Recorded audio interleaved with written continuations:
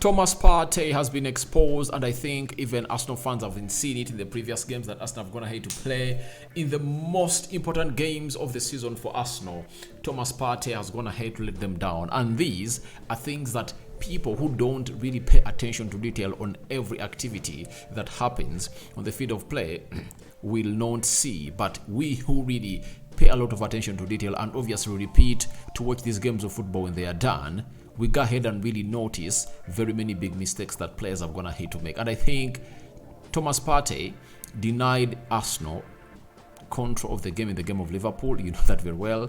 Came to West Ham responsible for the first goal that brings West Ham back in the game.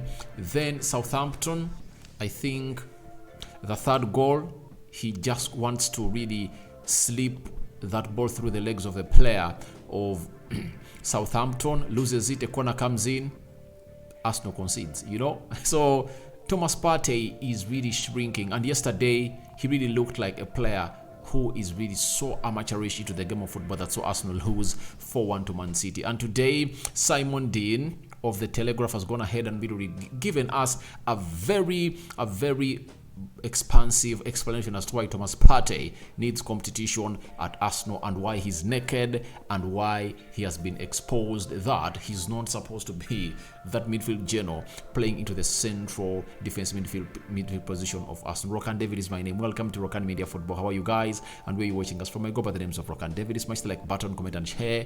If you're already watching us for the very first time, endeavor to subscribe to this channel so as not to miss out on stories that we do upload in here on a day. Mikel Sylvester, another Arsenal ex-player, has also hinted about Thomas Partey, the defense, and Saliba missing out in action as one of the reasons as to why Arsenal is losing.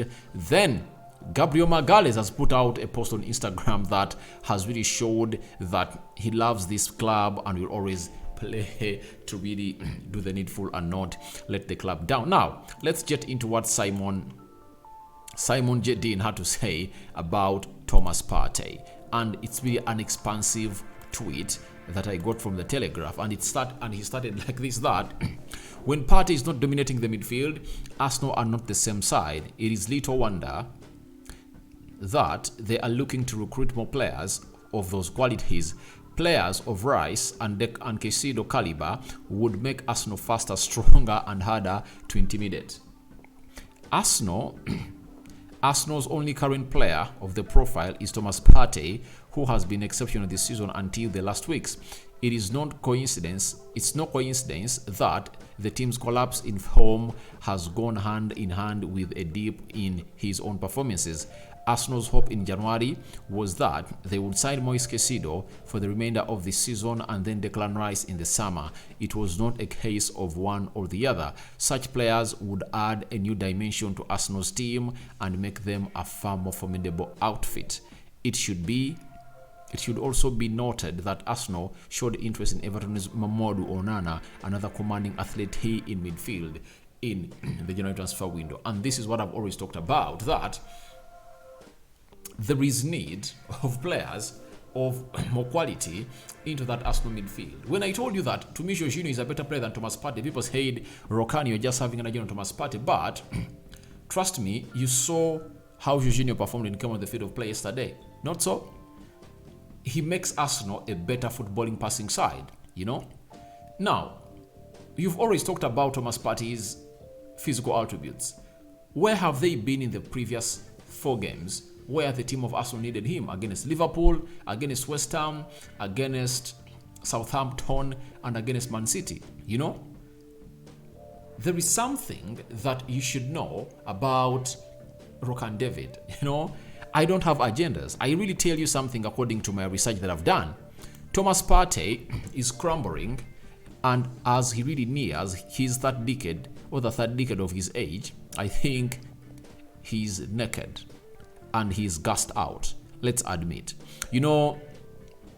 Their players are supposed to be squad players, and to me, I think Thomas Partey has proven to Mikel Arteta that he's supposed to be a squad player, not a starter, or a player that he should count your season on.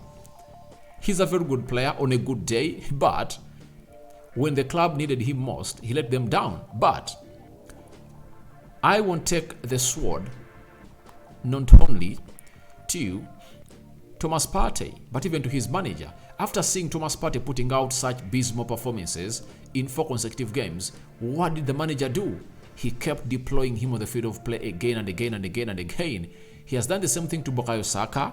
He has done the same thing to Granit Xhaka, to Zinchenko. So I think there are things Mikel Arteta should stop doing because he's too predictable. And that's why I told you in my match preview, or sorry, my match reaction, that the arrogance of Mikel Arteta made him lose the game of Man City. And keeping Thomas Partey into that midfield alone was another huge mistake that he made. First and foremost, you know that he's really off form. The previous 3 games, he has not been performing very well. Why do you commit him into the midfield alone?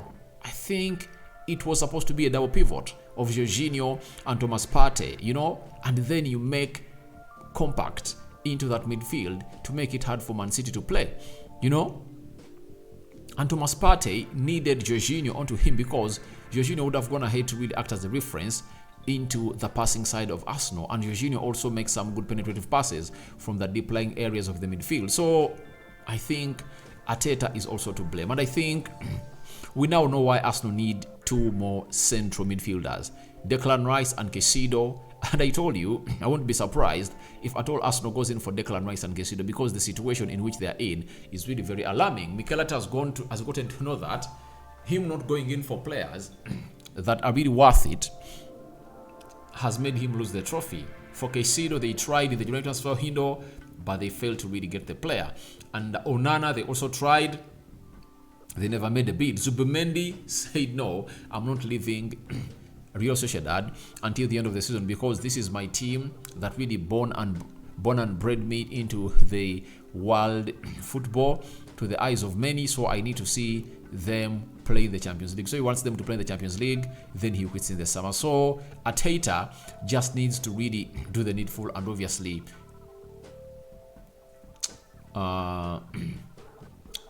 revive that midfield of Arsenal with 2 central midfielders. I think he's really right. He's really right on what he has seen.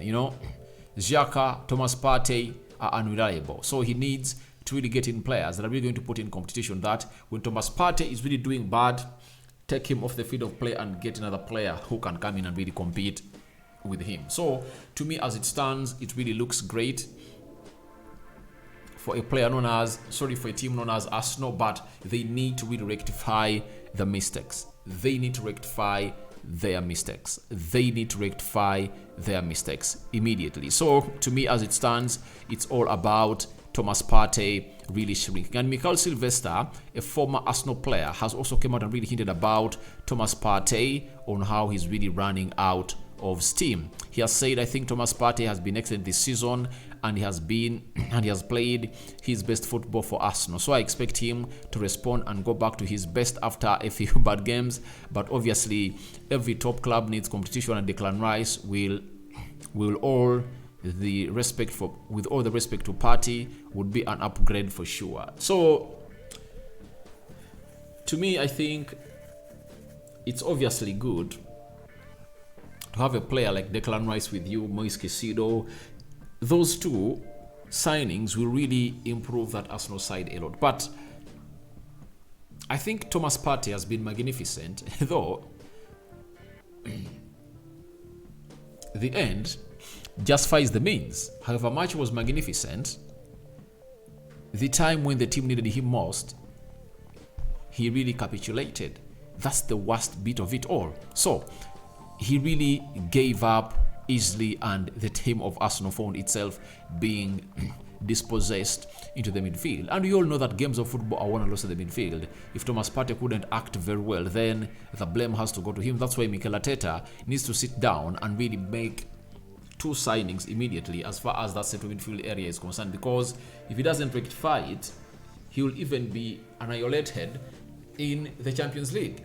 He needs Declan Rice, he needs Caicedo, he needs those 2 signings that I don't know how he's going to get them, but he needs 2 central midfielders. The beauty with Caicedo is he can play as a number 8 alongside Declan Rice or Thomas Partey. So I think it's high time they made these changes and signings as soon as possible, because If they rely on Thomas Partey, he has showed them that one, he's injury prone. Secondly, he cannot really keep the pace that he starts with at the beginning of the season when it comes to levels where it matters most for the team of Arsenal. After that, Mikel Sylvester, while on Bet Victor, or betting expert, he said the lack of centre backs has been pricey for Arsenal, and we knew from the beginning in the season that it would be the case. And now we see that an injury can ruin a lot. So they would need to strengthen that position for the next season. Yes, Saliba has been very important, but there is also the fact that Ben White has played right back the whole season. So when an injury to Saliba happens, you can't just put him in as a centre half, because then the whole defensive structure will fall apart in some way. I think that Arsenal need to help one player, need to add one player per line in the transfer window. So definitely the centre back should be prioritized, and I'm sure that they are looking for one.